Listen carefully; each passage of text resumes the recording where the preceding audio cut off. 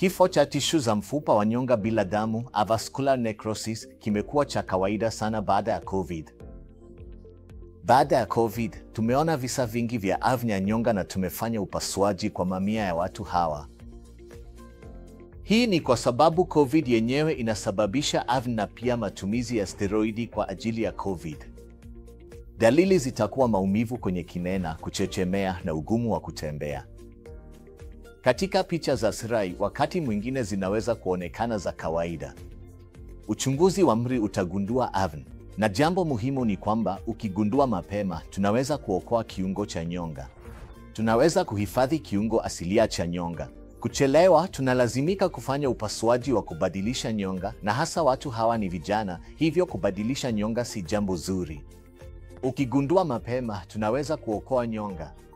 Wanaweza kuishi maisha ya kawaida.